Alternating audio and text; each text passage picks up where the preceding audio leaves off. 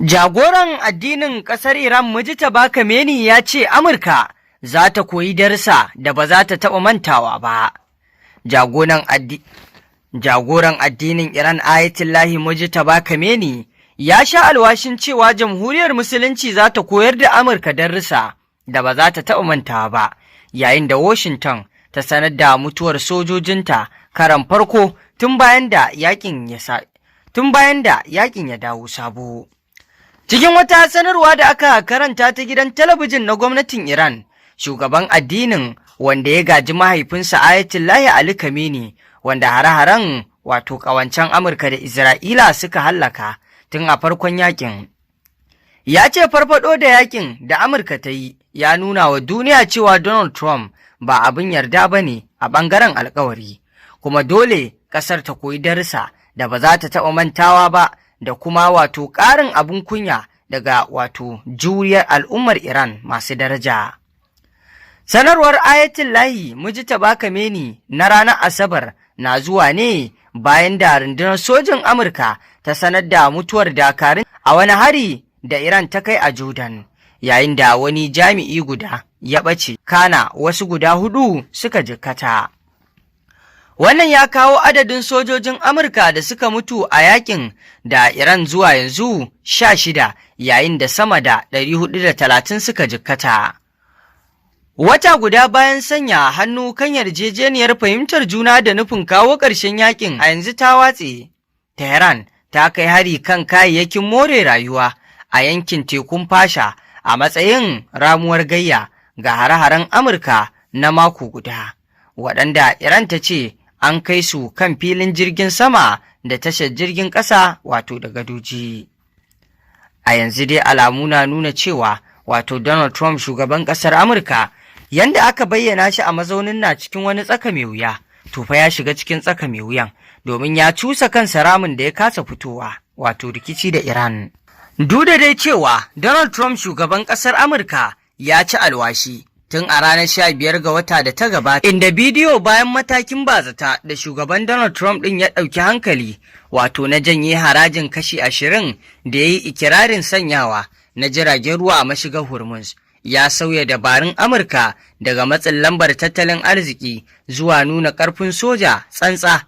A madadin wannan haraji, rundunar sojin ruwan Amurka ta tura manyan jiragen yakin sojoji na sama kusan fiye da 20 domin kafa gagarumar ƙawanyar soji a ɗaukacin tashoshin jiragen ruwan Iran, inda dai Iran a wannan taƙi ta ci alwashin duk sojan da ya shigo cikin ƙasar Iran ba fa zai fita ba, ya shigo da kansa makabartarsa. Amurka ta ƙarfafa wannan katanga ta sojin da lugudan wuta wato a kwana 4 a jere, inda ta lalata sansanonin makamai masu linzami a gabar tekun Iran kamar yadda ta faɗa, tare da barazanar kai hari kan cibiyoyin wutar lantarki na farar hula idan har Tehran ta ƙi miƙa wuya. Rundunar juyin juya halin musulunci ta Iran ta mayar da martani da ɗimbin jiragen yaƙi marasa matuƙi da makamai masu linzami, lamarin da ya sa wato aka kunna jiniyar ankararwa a sassan ƙasashen Bahrain da Kuwait a yayin da hare-haren suka nufi wato sansanonin sojin Amurka.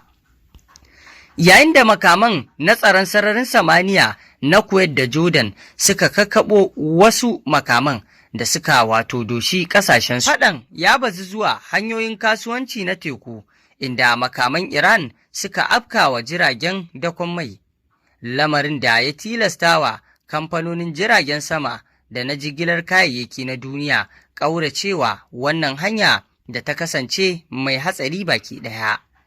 Yayin da rikicin ke ci gaba, tsantsa ya yi mummunan tasiri a tattalin arzikin duniya, inda farashin ɗanyen man fetiri wato na sufuri duka wato suka tashi, inda babu shakka mai samfurin Brent ya kai $86.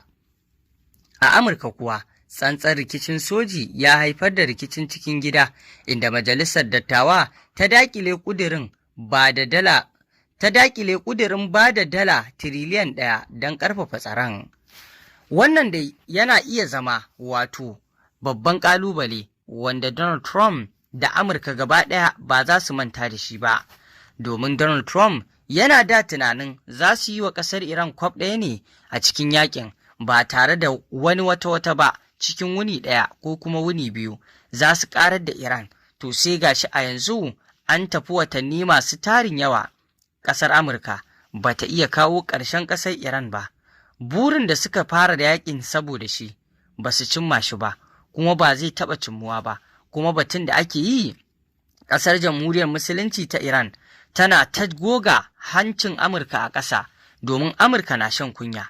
Kuma kawo yanzu yakin nan yana ci gaba da sauya zani ne. Kuma a yanzu sake ɓarkewar rikicin, iyaka yanzu Donald Trump ya ishe shi ishara, saboda abin da ba su iya cimma shi a can lokacin da suka tara makamai masu tarin yawa ba, sai a yanzu da Iran ta riga ta gama ƙarar da ƙarfin makamansu, sai yanzu za su cimma shi. Kuma haka zalika Donald Trump da kansa yake neman hanyar da za a kawo ƙarshen yakin, domin asarar da ƙasar Amurka take tafkawa asara ce mai tarin yawa. Ita kuma Iran babu wata asara da take tafkawa, da irin kayayyakin yakin da take jibgarsu da shi. To fa ba wai irin makamai ne da Amurka take sarayar da su ba. Idan misali makamin yakin da Amurka ta fito da shi na dala biliyan 1 ne, to kuma ita Iran za ta fito da makamin da bai fi naira miliyan 10 ba. To kaga tazarar asarar mai tarin yawa ce, shi ya sanya Amurka take jin jiki. Donald Trump yana neman wata hanya ne da za a kawo ƙarshen yakin, amma ya kasance ba a bar wa Amurka ko an bar mai abin faɗa ba. Shi ya sanya yake ƙara haifar da waɗannan abubuwa. Amma fa duk da haka Donald Trump duniya ta gani cewa Iran ta bar mai abin faɗa, yakin ya bar mai kunya da abin faɗa, domin ya janyo wa Amurka abin kunya. Ƙasa kamar Iran ta ringa jansu ita da ƙasar Isra'ila, su biyun duka ta haɗa su ta gwara su, ta sa su jin kunya idan duniya. Duk da Trump baya so hakan ta bayyana, amma yanzu duniya ta san wannan, kuma abin nan zai kasance babban tarihi da ƙasar Amurka da kuma ita kansu da kuma shi kansa Trump ɗin ba zai taɓa mantawa ba, domin wannan irin abu da ya faru, ƙasar Iran ta zamarwa ƙasar Amurka Vietnam ta biyu, domin tarihin Iran da tarihin Vietnam kusan za a iya cewa yadda suka yi wa Amurka abin ya taho bai ɗaya.